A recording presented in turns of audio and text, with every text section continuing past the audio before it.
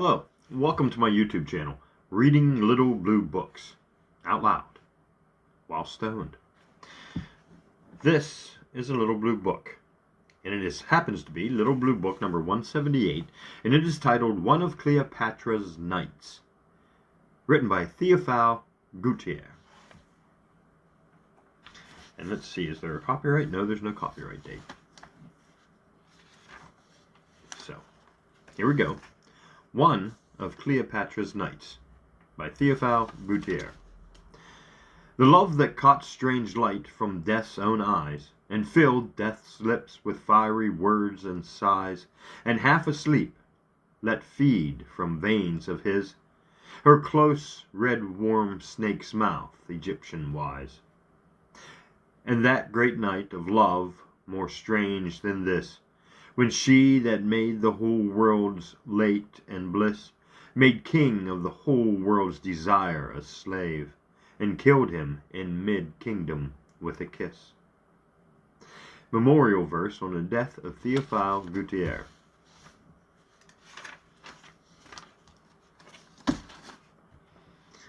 One of Cleopatra's Knights, Chapter 1. 1900 years ago from the date of this writing, a magnificently gilded and painted cangia was descending the Nile as rapidly as 50 long flat oars, which seemed to crawl over the furrowed waters like the legs of a gigantic scarabus, would impel it. The cangia was narrow, long, elevated at both ends in the form of a new moon, elegantly proportioned and admirably built for speed. The figure of a ram's head, surmounted by a golden globe, armed the point of the prow, showing that the vessel belonged to some personage of royal blood. In the center of the vessel arose a flat-roofed cabin, a sort of naos, or tent of honor, colored and gilded, ornamented with palm leaf moldings and lighted by 4 little square windows. 2 chambers, both decorated with hieroglyphic paintings, occupied the horns of the crescent. One of them, the larger, had a second story of lesser height built upon it, like the Chateau Gillards of those fantastic galleys of the 16th century, drawn by Delabella. And the other, and smaller chamber, which also served as a pilot house, was surmounted with a triangular pediment. In lieu of a rudder, 2 immense oars, adjusted upon stakes decorated with stripes of paint, which served in place of our modern rowlocks, extended into the water in rear of the vessel like the webbed feet of a swan, heads crowned with pheasants, and bearing the allegorical horn upon which chins were sculptured upon the handles of these huge oars, which were maneuvered by the pilot as he stood upon the deck of the cabin above. He was a swarthy man, tawny as new bronze, with bluish surface gleams playing over his dark skin, long oblique eyes, hair deeply black, and all plaited into little cords, full lips, high cheekbones, ears standing out from the skull, the Egyptian type in all its purity. A narrow strip of cotton about his loins, together with 5 or 6 strings of glass beads and a few amulets, comprised his whole costume. He appeared to be the only one on board the cangia, for the rowers, bending over their oars and concealed from view by the gunwales, made their presence known only through the symmetrical movements of the oars themselves, which spread open alternately on either side of the vessel like the ribs of a fan, and fell regularly back into the water after a short pause. Not a breath of air was stirring, and the great triangular sail of the cangia, tied up and bound to the lowered mast with a silken cord, testified that all hope of the wind rising had been abandoned. The noonday sun shot its arrows perpendicular from above. The ashen-hued slime of the river banks reflected the fiery glow, a raw light, glaring and blinding in its intensity, poured down in torrents of flame. The azure of the sky whitened in the heat as a metal whitens in the furnace. An abundant and lurid fog smoked in the horizon. Not a cloud appeared in the sky, a sky mournful and changeless as eternity. The water of the Nile, sluggish and wan, seemed to slumber in its course, and slowly extend itself in sheets of molten tin. No breath of air wrinkled its surface, or bowed down upon their stalks the cups of the lotus flowers, as rigidly motionless as though sculpted. At long intervals the leap of a becker or fabrica, expanding its belly, scarcely caused a silvery gleam upon the current, and the oars of the cangia seemed with difficulty to tear their way through the fuliginous film of that curdled water. The bank was desolate, a solemn and mighty sadness weighed upon this land, which was never aught else than a vast tomb, and in which the living appeared to be solely occupied in the work of burying the dead. It was an arid sadness, dry as pumice stone, without melancholy, without reverie, without one pearly gray cloud to follow toward the horizon, one secret spring wherein to lave one's dusty feet. The sadness of a sphinx, weary of eternally gazing upon the desert, and unable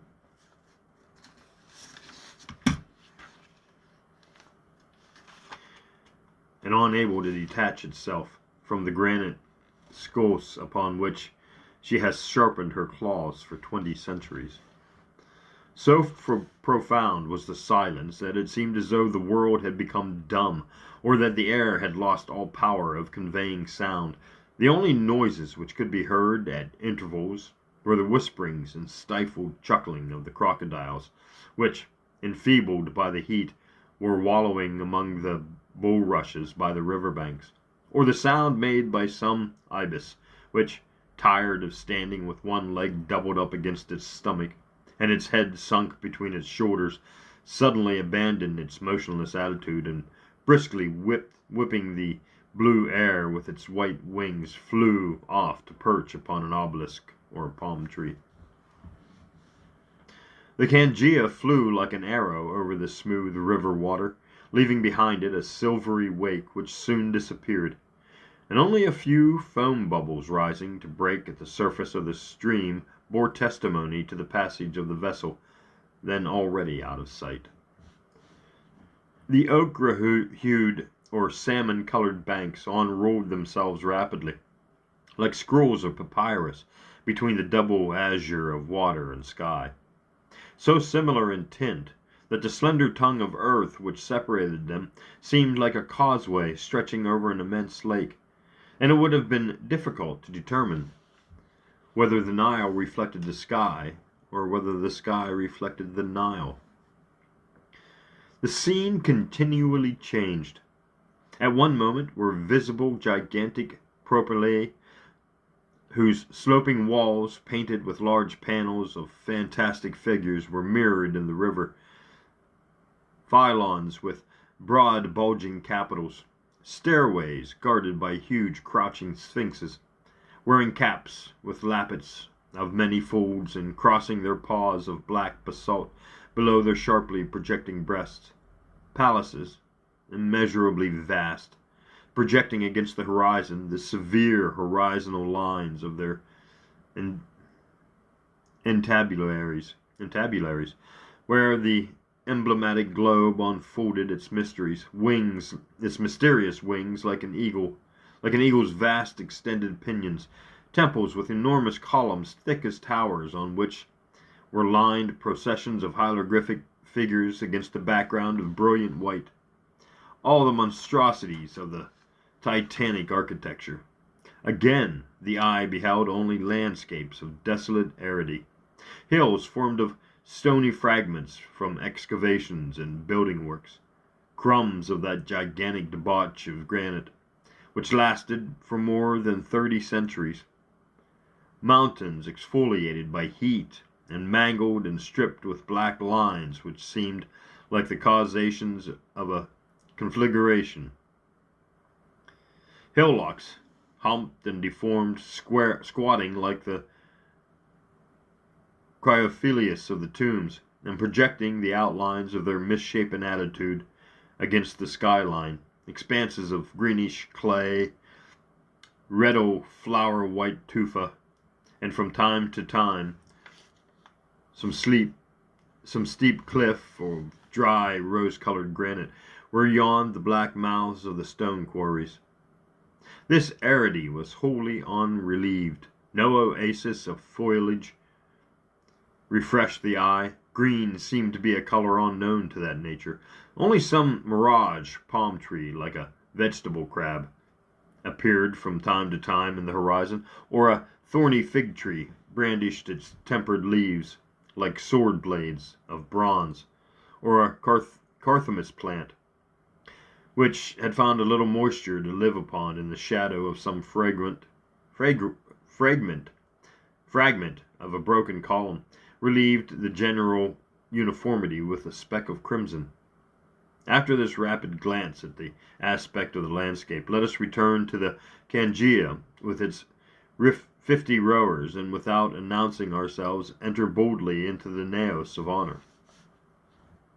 The interior was painted white with green arabesques, bands of vermilion, and gilt flowers fantastically shaped. An exceedingly fine rush matting covered the floor.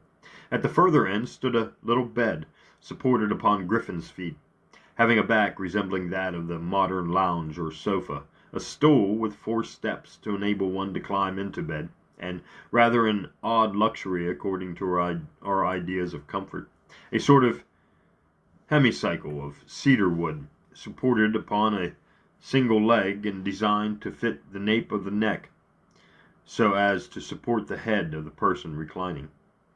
Upon this strange pillow reposed a most charming head, one look of which once caused the loss of half a world.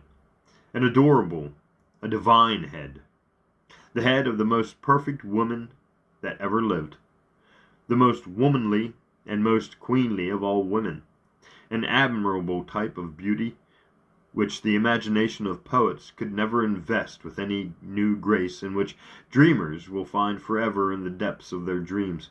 It is not necessary to name Cleopatra.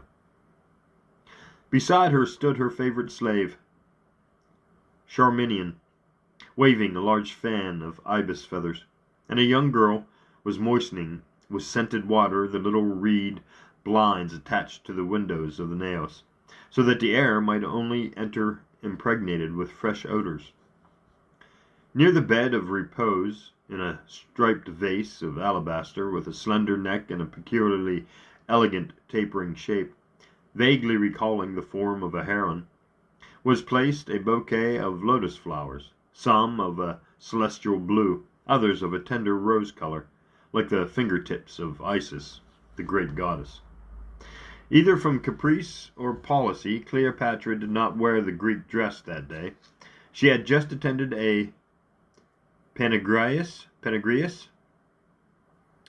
and was returning to her summer palace, still clad in the Egyptian costume she had worn at the festival. And they give us a little definition. Panegyrius, from the Greek, signifies the meeting of a whole people to worship at common sanctuary or participate in a national religious festival. The assemblies of the Olympic Pantheon, Nemean, or Isthmian games were in this sense. Okay. Perhaps our fair readers will feel curious to know how Queen Cleopatra was attired on her return from the Mammoth or Hermotheus, whereat were worshipped the holy triad of the god Mandau, the goddess Retho, and their son Harpria. Luckily, we are able to satisfy them in this regard. For headdress, Queen Queen Cleopatra wore a kind of very light helmet of beaten gold, fashioned in the form of the body and wings of the sacred patronage. The wings opened downward like fans covering the temples, and extending below almost to the neck, left exposed on either side through a small aperture, an ear rosier, and more delicately curled than the shell hence arose the Venus from the Egyptians named Author. The tail of the bird occupied that place where one woman wear their chignons, chignons, chignons, its body covered with imbricated feathers and painted in variegated enamel, concealed the upper part of the head, and its neck, gracefully curving forward over the forehead of the wearer, formed together with its little head a kind of horn-shaped ornament, all sparkling with precious stones. A symbolic crest designed like a tower completed this odd but elegant headdress. Hair dark as a starless night flowered from beneath this helmet, and streaming in long tresses over the fair shoulders, whereof the commencement only, alas, was left exposed by a collarette or gorget adorned with many rows of serpentine stones, as zodrax and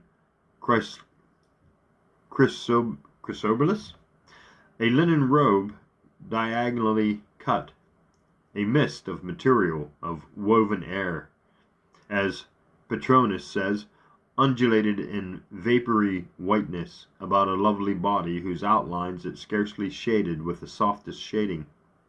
This robe had half sleeves tight at the shoulder, but widened toward the elbows like our Manchester sabot, and permitting a glimpse of an adorable arm and a perfect hand, the arm being clasped by 6 golden bracelets, and the hand adorned with a ring representing the sacred scarabus.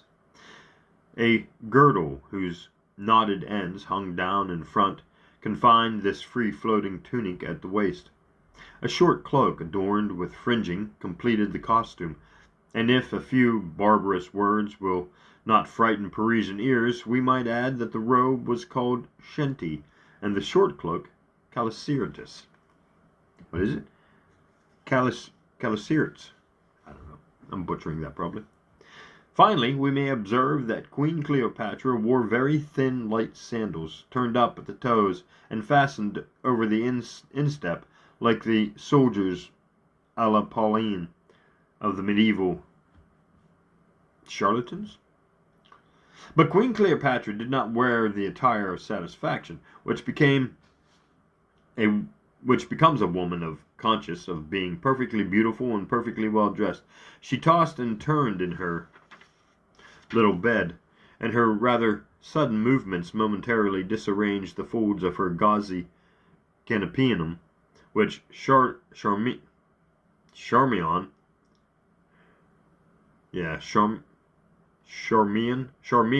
as often rearranged with inexhaustible patience and without ceasing to wave her fan. "This room is stifling," said Cleopatra. "Even if Puff, the god of fire, established his forges in here, he could not make it hotter. The air is like the breath of a furnace." And she moistened her lips with the tip of her little tongue and stretched out her hand like a feverish patient seeking an absent cup. Charmian, had ever attentive, at once clapped her hands, a black slave clothed in a short tunic, hanging in folds like an Albanian petticoat, and a panther skin thrown over his shoulders, entered with the suddenness of an apparition, with his left hand balancing a tray laden with cups and slices of watermelon, and carrying in his right a long vase with a spout like a modern teapot. The slave filled one of the cups, pouring the liquor into it from a considerable height with marvelous dexterity, and placed it before the queen. Cleopatra merely touched the beverage with her lips, laid the cup down beside her, and turning upon Charmian, her beautiful liquid black eyes, lustrous with living light, exclaimed, "Oh, Charmian, I am weary unto death." And we'll go into Chapter 2. One of Cleopatra's Nights, Chapter 2. Charmian, at once anticipating a confidence, assumed a look of pained sympathy, and drew nearer to her mistress. "I am horribly weary," continued Cleopatra, letting her arms fall like one utterly discouraged. "This Egypt crushes, annihilates me.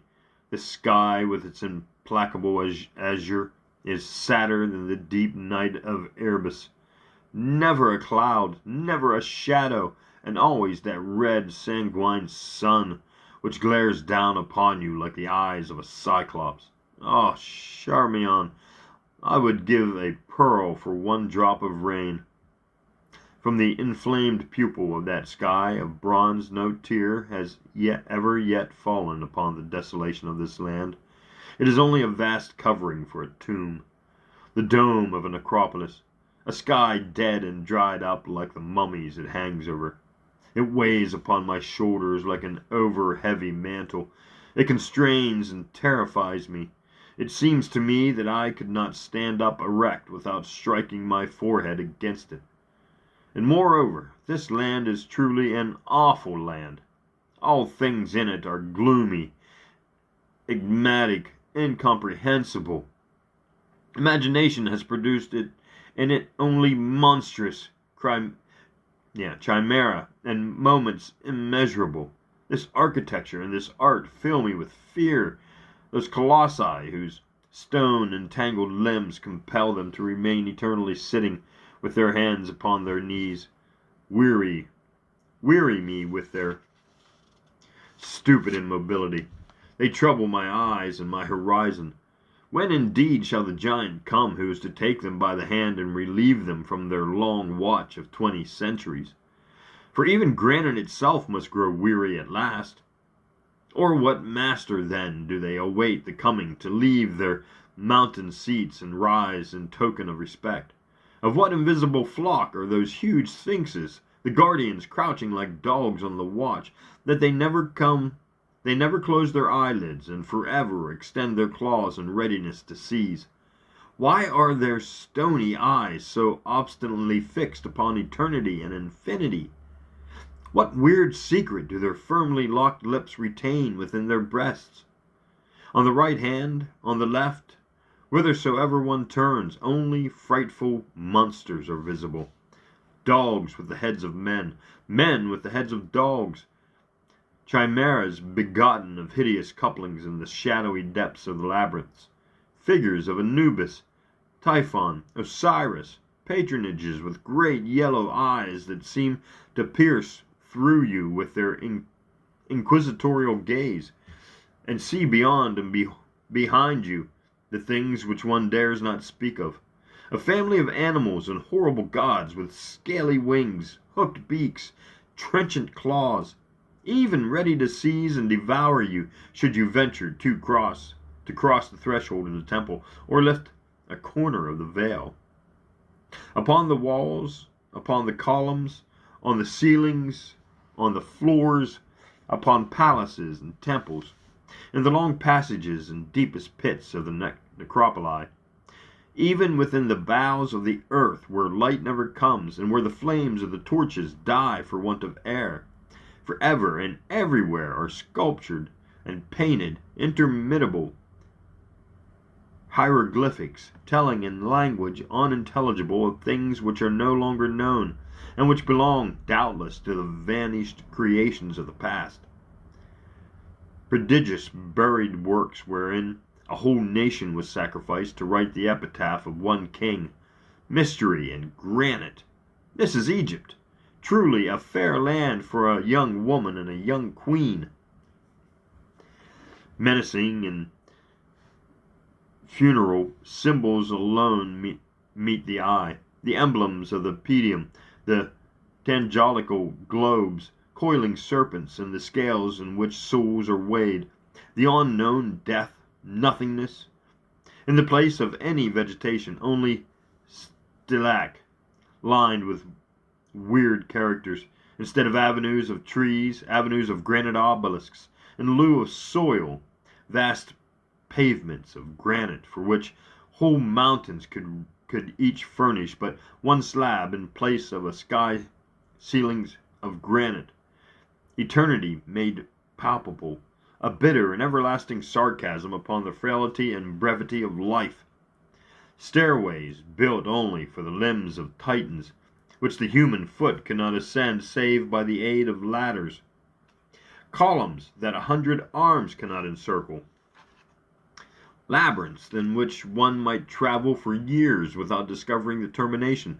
The vertigo of enormity, the drunkenness of the gigantic, the reckless efforts of that pride which would at any cost engrave its name deeply upon the face of the world. And moreover, Charmian, I tell you, a thought haunts me which terrifies me.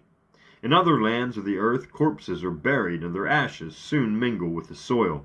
Here, it is said that the living have no other occupation than that of preserving the dead. Potent bombs save them from destruction. The remains endure after the soul has evaporated. Beneath this people lie 20 peoples. Each city stands upon 20 layers of necropoli. Each generation which passes away leaves a population of mummies to a shadowy city. Beneath the father you find the grandfather and the great-grandfather in their gilded and painted boxes, even as they were during life. And should you dig down forever you will still find the underlying dead. When I think upon these bandage-swathed myriads, these multitudes of parched specters, who fill the sepulchral pits and who have been there for 2,000 years, face to face in their own silence, which nothing ever breaks, not even the noise which the grave worms make in crawling, and who will be found intact after yet another 2,000 years, with their crocodiles, their cats, their ibises, and all things that lived in their lifetime. Then terrors seize me, and I feel my flesh creep. What do they mutter to each other? For they still have lips, and every ghost would find its body in the same state as when it quitted it, if they should all take the fancy to return. Ah, truly, is Egypt a sinister kingdom, and little suited to me, the laughter-loving and merry one. Everything in it encloses a mummy. That is the heart and the kernel of all things. After 1,000 turns you must always end there. The pyramids themselves hide sarcophagi. What nothingness and madness is this? Disembowel the sky with gigantic triangles of stone. You cannot hereby lengthen your corpse an inch. How can one rejoice and live in a land like this, where the only perfume you can respire is the acrid odor of the nephthia and bitumen, which boil in the cauldrons of the embalmers, which the very flooring of your chamber sounds hollow because the corridors of the hypogea and the mortuary pits extend even under your alcove. To the queen of mummies, to have none to converse with but statues in constrained and rigid attitudes. This is in truth a cheerful lot. Again, if I only had some heartfelt passion to relieve this melancholy, some interest in life, if I could but love somebody or something, if I were even loved, but I am not. This is why I am weary, Charmian. With love, this grim and arid Egypt would seem to me fairer than even Greece, with her ivory gods, her temples of snowy marble, her groves of laurel and mountains of living water. There I should never dream of the weird face of Anubis and the ghastly terrors of the cities underground. Charmian smiled incredulously. That ought not surely to be a source of much grief to you, O Queen, for every glance of your eyes transpierces hearts, like the golden arrows of Eros himself. Can a queen, answered Cleopatra, ever know whether it is her face or her diadem that is loved? The rays of her starry crown dazzle the eyes and the heart. Were I to descend from the height of my throne, would I even have the celebrity of the popularity of Bacchus or Archinis, of the first courtesan from Athens or Miletus? A queen is something so far removed from men, so elevated, so wildly separated from them, so impossible for them to reach. What presumption dare flatter itself in such an enterprise? Is it not simply a woman? Is it an august and sacred being that has no sex, and that is worshipped kneeling without being loved? Who was ever really enamored of Hera, the snowy-armed, or Phyllis of the sea-green eyes? Who has ever sought to kiss the silver feet of Thetis, or the rosy fingers of Aurora? What lover of the divine beauties ever took unto himself wings that he might soar to the golden palaces of heaven? Respect and fear chill hearts in our presence, and in order to obtain the love of our equals, one must descend into those necropoli of which I have just been speaking. Although she offered no further objection to the arguments of her mistress, a vague smile which played about the lips of the handsome Greek slave showed that she had little faith in the inviolability of the royal person. "Ah," continued Cleopatra, "I wish that something would happen to me, some strange, unexpected adventure. The songs of the poets, the dances of the Syrian slaves, the banquets rose garlanded and prolonged into the dawn, the nocturnal races, the Laconian dogs, the tame lions, the humpbacked dwarfs, the brotherhood of the intimidables, the combats of the arena, the new dresses, the byssus robes, the clusters of pearls, the perfumes from Asia, the most exquisite of luxuries, the wildest of splendors. Nothing any longer gives me pleasure. Everything has become indifferent to me. Everything is insupportable to me." "It is easy to be seen," muttered Charmian to herself, "that the queen has not had a lover, nor had anyone killed for a whole month. Wow, that's doing good." Fatigued with so lengthy a triad, Cleopatra once more took the cup placed beside her, moistened her lips with it, and put her head beneath her arm, like a dove putting its head under its wing, composed herself for a slumber as best she could. Charmian unfastened her sandals and commenced to gently tickle the soles of her feet with a peacock's feather, and sleep soon sprinkled its golden dust upon the beautiful eyes of Ptolemy's sister. And that's where we'll stop for part one of book number one, Little Blue Book number 178, One of Cleopatra's Knights, written by Theophile Gautler. Join me in part two.